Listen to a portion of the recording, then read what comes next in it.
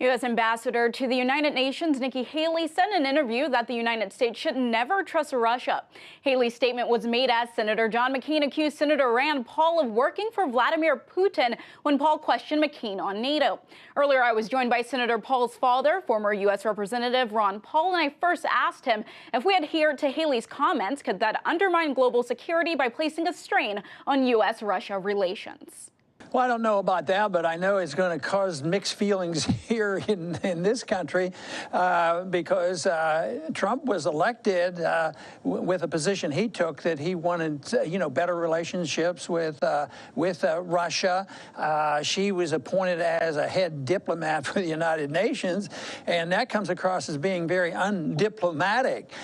So no, it's not a good way to start things off. I don't think it's the end of relationship with Russia or anything like that, but it seems like she's either inexperienced or has a completely different position than Trump, or Trump has modified his position. So I think of it in more domestic political terms as a bit of confusion, but it certainly doesn't improve relationships with the U.S. and Russia when if we're starting off by saying we don't trust each other. But that generally is the case. If you don't say it, most people, in most governments are really working on the assumption that they don't always trust each other. Even allies, unfortunately, spy on each other. So there's a little bit of that. But I would say symbolically and public relation-wise, this was not a very smart thing to say.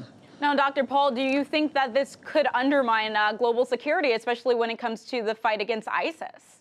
Well, let's hope not, but coordination is pretty good. But I think our policies in Syria otherwise are more significant. Our sending more troops into Syria, I think, is a much more serious thing than her making a blanket statement like she did, which wasn't, the best thing in the world.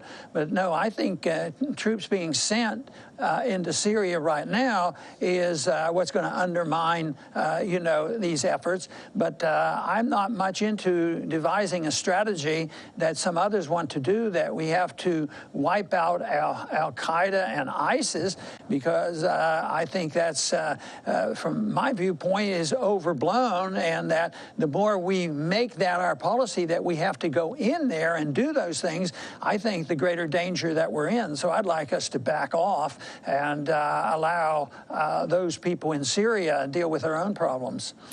Now, Dr. Paul, why do you think that any elected official who suggests any form of cooperation with Russia is so aggressively attacked in the U.S. Congress as being a Kremlin puppet? Yeah, and that's horrible. I think that there's some people in this country that always needs, an enemy out there to keep building weaponry, the military-industrial complex and whatnot. But it to me looks like an excuse. I have no idea what's deep in their hearts and their mind on why they do this. But it is true. There's a lot of bashing that goes on, totally unnecessary. And, I lived through and was in the military during the Cold War, and things were very, very tense all the time with the Soviets and the United States. But I was delighted because I was in the military during the Cuban crisis, and I sort of welcomed the idea of the two leaders in spite of their disagreements, major disagreements politically and militarily. I was delighted they at least talked to each other. So as a libertarian, I'm a strong advocate of talking to people and treating people decently. So that, to me, is not a wise thing to do, that all of a sudden say, well, you can't trust so-and-so. I think if you have some distrust, which is characteristic of most nations are always leery. I'm always aghast that some countries spy on their allies and want to check on what they're saying and doing. And I would like a foreign policy that I'd advocate that wouldn't be doing any of that. We'd be minding our own business and protecting our national national security and not looking for trouble overseas and not bad-mouthing anybody, and work for better relationships and better trade. And I thought we were moving in that direction since 1989, and even today we do more trade with Russia, and we should do it. We do more with China, but I don't like it when people come and look for a fight, you know, either with antagonizing Russia or China or Iran. There's a lot of imperfections in the world, and we have our own. So I think they should be ironed out by people giving a little bit more give and take. Dr. Paul, John McCain attacked Rand Paul for having a more temperate point of view on NATO. Now, in your opinion, did his tactics remind you of McCarthyism at all when anyone who was not openly hostile towards Russia was viewed with suspicion?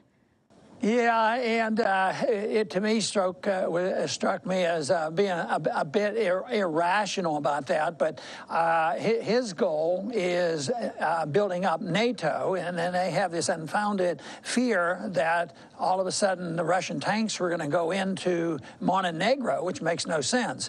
As a libertarian, as a non-interventionist, I don't even like NATO.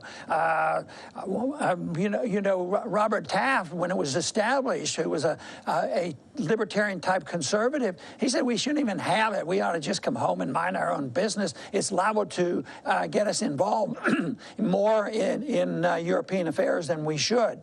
And others believe that we have this moral responsibility to be the policemen of the world because we are the great power. So they approach it philosophically quite different. So they justify this, but why they have to signal out one person like my son or one country and say that is where all the problems are. He should deal with the subject, the debate that is legitimate. Why do we have NATO? Why should we expand it? Why should we have Montenegro in it? But for him to throw it out, well, the reason is that Russia is so dangerous to Montenegro, and Montenegro's begging and pleading for the American taxpayer and American troops to be committed to defending Montenegro. That's way out of context of what our Constitution authorizes, and it's completely contradictory to us who believe in non-interventionism overseas. Now, in mainstream media, we're told over and over again that Russia is a threat, but what isn't reported is that the U.S.-NATO buildup on the Russian border, which is seen as a hostile act by Russia. Washington says the strategy is a defensive operation against Russian aggression, but do you think this claim is valid at all? No, I don't. I think it's a shame that we're spending money doing that. I think that could be said about Ukraine as well. We were involved in the change in leadership there, and I think this was just antagonism that was totally unnecessary. Yes, there are problems, and they're difficult, and they're complex with the borders around Russia, but I think it's their business, not ours, and for us to have so many troops and bases near the Russian border and to build and put these missiles in. We're putting missiles in now right on the borders between North and South Korea. From our viewpoint as libertarians, we don't think that is necessary. We don't think it helps anything. We think it costs a lot of money, and we think that we're less secure because of it. So therefore, we don't support the idea that we should expand NATO and expand the spending and the militarism that seems to be what so many of our politicians wants, in particular McCain, because it makes no sense to us. And I think the emotional outburst that he had at my son, who's trying to get a debate out on this issue and trying to slow up the expansion of NATO, he sort of lost his cool. And I think he actually was really bending, if not breaking, the rules of the Senate on his attack on Rand.